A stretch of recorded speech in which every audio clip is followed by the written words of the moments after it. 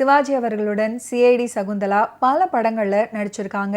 அநேகமாக இவர்கள் இருவரும் இணைந்து நடித்த வகையில் தவப்புதல்வன் முதல் படமாக இருக்கும்.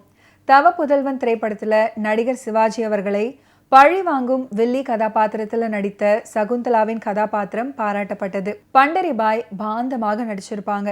மனோரமாவும் சோ ராமசாமியும் காமெடியில கலக்கி இருப்பாங்க. MRR வாசு வில்லத்தனத்துல புது தினசு காட்டியிருப்பாரு. ஒவ்வொரு காட்சியிலையும் நடிகர் திலகம் தன் நடிப்பு ஆளுமையை உணர்த்தி கொண்டே வருவாரு.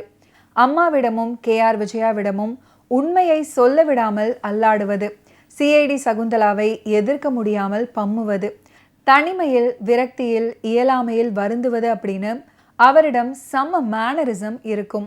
மாலை வந்ததும் கண் தெரியாமல் போவதும், மனதில் படபடப்புடன் சப்தம் வரும் திசை நோக்கி காதை கூர்மையாக்கி திரும்பி பார்க்குற ஸ்டைலும் நம்மை கைத்தட்டவும் வைக்கும், நமக்கு கண்ணீர் வரவும் செய்யும்.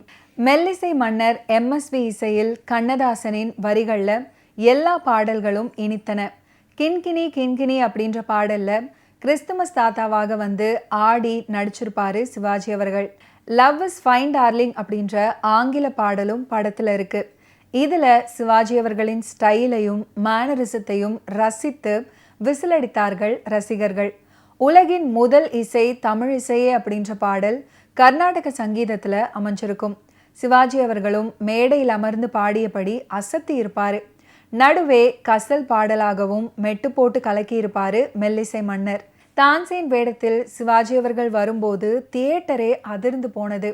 இசை கேட்டால் புவி அசைந்தாடும், அது இறைவன் அருளாகும் அப்படின்ற பாடல்ல சிவாஜி அவர்களின் நடிப்பு பிரமிப்பை கூட்டும். இந்த தான்சேன் கெட்டப்புக்காக சிவாஜி அவர்கள் 2-3 நாட்கள் மெனக்கெட்டு ரெஃபரன்ஸ் எடுத்துக்கிட்டு மேக்கப் போட்டுக்கொண்டு நடிச்சது நடிப்பில் நடிகர் திலகத்துக்குள் இருக்கிற ஆத்மார்த்தமான ஈடுபாட்டை காட்டும் அப்படின்னு முக்தா சீனிவாசன் பேட்டி ஒன்றில் சொல்லியிருக்காரு. பொழுதுபோக்காகவும் அதே சமயம் மாலைக்கண் நோய் அப்படின்ற விஷயத்தின் விவரங்களையும் சொல்லியும் கதையமைத்து நடிகர் திலகம் நடிப்பதற்கு உண்டான ஸ்கோப்புகளை திரைக்கதையில் உருவாக்கி கொடுத்த வகையில் தவப்புதல்வன் 100 நாட்கள் படமாக அமைஞ்சது.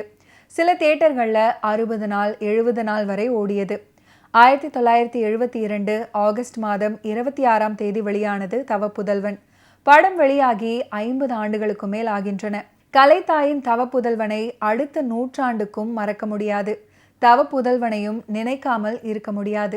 ஓகே வியூவர்ஸ், இன்னைக்கு நிகழ்ச்சியில நடிகர் திலகம் சிவாஜி கணேசன் அவர்களுடைய ஃபிலிம் கெரியரில் நடந்த பல இன்ட்ரெஸ்டிங்கான விஷயங்களை நம்ம பார்த்து தெரிஞ்சுக்கிட்டோம்.